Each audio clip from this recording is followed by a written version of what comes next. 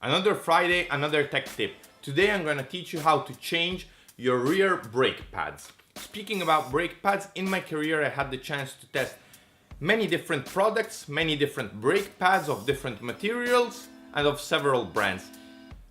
There's something, a little secret I need to tell you, because I use the rear brake really a lot, way too much, especially on European bikes. For example, KTM, I wear out the rear brake. I use it so much that it heats up so much that the caliper won't work anymore after a while. So I find myself sometimes without rear brake, and I'm sure many of you had this feeling and experienced this on a KTM or on any European bikes. On Japanese bikes, it's a bit more difficult. You overheat the rear brake.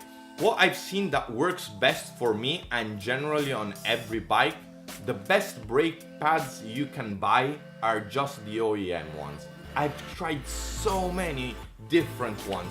No way, the ones that last the most, the ones that have the best performance, especially on Japanese bikes, are the OEM ones. They cost a bit more, but on the long run, you're saving up money because you're changing less brake pads. Now let's get into the video, bring you closer and show you how to do this job. First thing I will do, I'll get some brake cleaner and start clearing the caliper and the brake pads from any grease or any dirt that there is. Once I did this, I will get a screwdriver, a flathead screwdriver, insert it inside and gently separate the two brake pads. In this way, it will be easier then to take them out, since we will have pushed the little piston inside. This done, here on a Yamaha, on the Nissan caliper, you have a little like tap. You unscrew it. Its function is to keep the head of the bolt that holds the brake pads clean, so that in any moment you can, even if you're during a race, you take off the tap and it's always clean and you can easily place the T-bar inside and unscrew it. In this case, sometimes it could be quite hard to loosen. If it's hard to loosen, usually it's better you use a T-bar like this, because you have more lever to unloosen it. Just push anti-clockwise and then you completely take it out. This bolt has to come completely out in order to release the brake pads. Okay, the bolt is coming out. The brake pads will probably fall down. Brake pads are out. Clearly you can do this also taking down your wheel, but I'm showing you a method that you keep everything on. It's the quickest way, especially if you're racing. Then take my OEM Yamaha brake pads, open the box. As you see, they have this metal piece on the pads.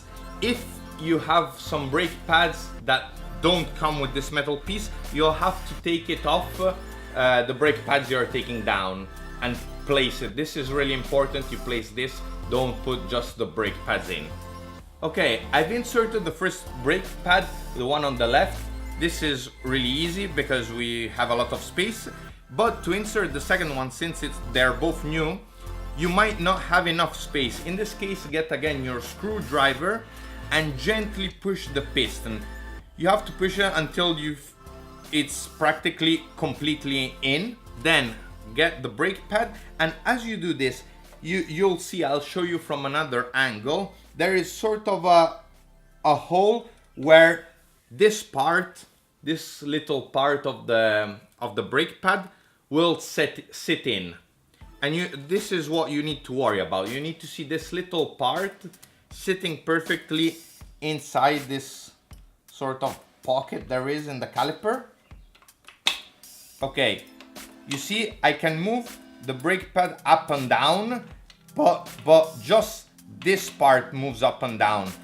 On the other side, it just stays in place. Once you place the two brake pads in position, you get the long bolt, and I usually spray it with a little bit of grease, just so it goes in easier.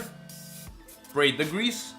I'll place it inside, catching both holes on the brake pad. Okay, it's in.